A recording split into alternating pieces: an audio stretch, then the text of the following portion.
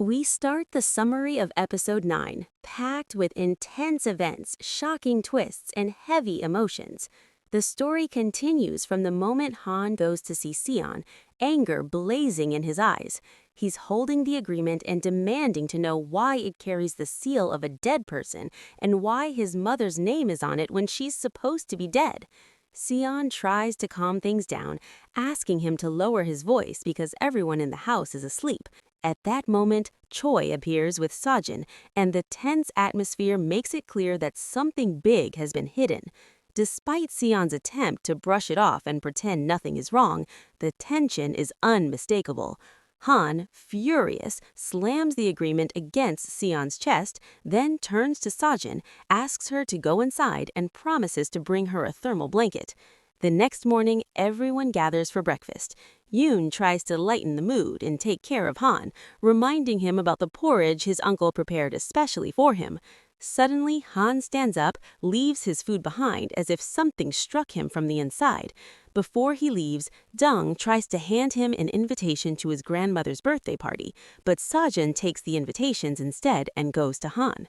At that moment, her memory flashes back to the night she heard Han's mother's name on the seal and realized he believed she had died in the fire. She tells him she has decided to pay for her stay because she can't stand being indebted to anyone, and that this way, they're even. Later, Han returns home. Sion senses that he's mentally absent and unfocused and tries to open a conversation with him.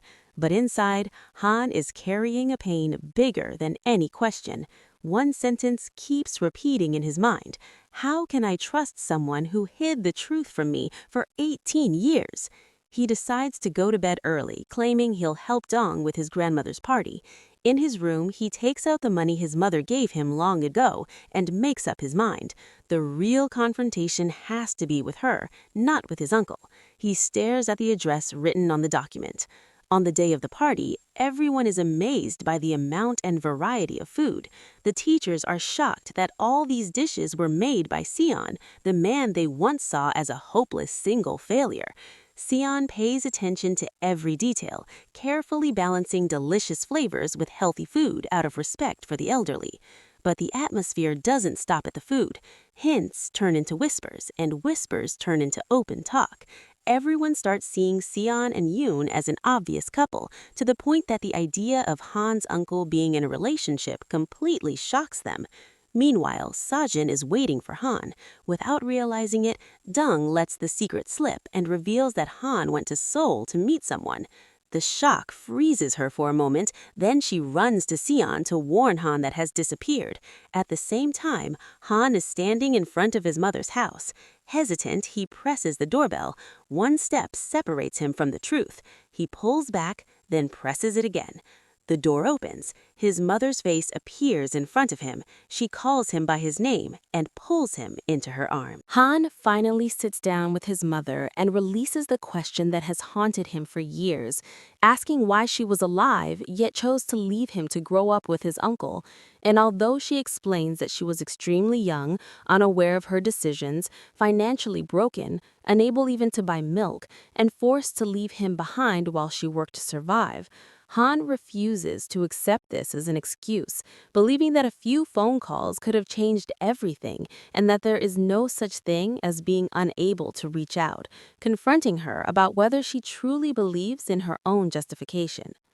She tries to explain that his uncle deliberately prevented her from seeing him and convinced himself that hiding Han's existence was the best solution, especially if she wanted to start a new family, while admitting that she knows how painful it was for Han to grow up without a mother, yet insists that losing her son was hell for her as well. Han, unable to understand how this could ever be for his benefit, pours out his buried emotions and confesses that he never once felt real happiness, not even when he ranked first in school, explaining that while others envied his grades, he envied children whose mothers worried about them and scolded them, realizing that his success was nothing more than a way to numb the pain of abandonment. At the same time, Tai harshly reprimands Choi, making it clear that the fake divorce was nothing but a strategy to protect Bom and reassure Mrs. Jung, while Choi reveals that all he truly wants is a quiet, lonely life, like an unmoving rock on a mountain. Later, Tai meets Sue, who questions whether he was ever truly married, and although he attempts to explain that everything he did was for Bom and to help Choi, Sue finally understands the truth and chooses to distance herself. Back with Han, his mother urges him to return home before his uncle worries, gently reminding him that despite her new family, he is still her family too. And when Han hesitantly asks if he can call her mom, a sincere smile appears on his face for the first time, only for that fragile happiness to shatter when he returns to find her on the phone, confessing that she told him everything exactly as instructed, smiling no matter what, placing all the blame on herself, and allowing him to visit any time as a condition for Sion to sign the agreement. Realizing the entire encounter was staged, Han leaves silently with a broken heart as all the warmth he felt moments earlier disappears. Meanwhile, Sejin decides she cannot stay away any longer and rushes to Seoul, insisting on seeing Han despite Choi's concern that she is only going to hurt him further, while Sion opens up to Yoon about raising Han in silence, enduring the pain of hiding the truth about his parents and apologizing for focusing solely on Han without considering her feelings, with Yoon reminding him that when disasters pile up, they must focus on one thing alone, Han. On the road, Choi asks Sejin when her feelings for Han began, and she admits she stayed silent because of the bad relationship between her brother and Han's uncle, fearing things would worsen. As tension and anxiety consume her, Sejin finally stands before Han far sooner than he expected, while elsewhere, Sue drowns herself in alcohol, cursing Tai, and confesses to Jun that reaching 50 brought unbearable loneliness and emptiness, admitting that when Tai called her by her name for the first time, she felt young again and clung to that illusion too quickly before thanking Jun for telling her the truth and deciding to return home alone. That night, Han and Sinjin sit in the same place under a quiet sky, where the silence feels heavy and every word carries weight, as Han opens up about the moment he learned his mother was still alive, and how the realization instantly made him feel abandoned again. Yet, despite that pain, he could not stop himself from going to see her. And when Sinjin asks if this was the worst day of his life, Han admits that something hurts even more, which is becoming strangers to his own mother and knowing he may never see her again. Sinjin gently tries to ease his heart, reminding him that he is loved by many people and that his mother is only one person among billions in the world, but Han's gaze drifts toward her, as if he is speaking about someone else entirely, making Sinjin understand the unspoken meaning, laugh softly, and question whether he truly believes she came all this way only to repay the cost of her stay, pointing out her clothes, worn shoes, carelessly tied hair, the long distance she traveled, and how she even begged her brother to drive her there, making it clear that none of it was done out of obligation. In that moment, emotions surface without hesitation or disguise, and Sinjin openly confesses that no matter how hard she tried to resist it, her attraction to him only grew stronger, admitting that the real madness is that she has fallen for Han, and without hesitation, Han confesses that he feels the same, leading Sinjin to laugh in relief as she realizes their feelings are mutual, while Han thanks her sincerely for saving him from the worst day of his life. Later, Han returns home and talks to Sion about his day, his meeting with his mother, and the luxurious restaurant they visited, causing Sion to feel regret and think that if he had known how happy that meeting would make Han, he would have allowed it long ago, reassuring him that the door remains open any time. Yet Han responds casually, talking about the food he tried out of curiosity and admitting he prefers spicy dishes, while what remains unspoken is clearer than words, that he does not want to see his mother again and chooses to stay with his uncle, before surprising Sion by confessing that he and Sinjin are now in a relationship, filling Sion with genuine joy and pride as he sees himself reflected in Han's smile.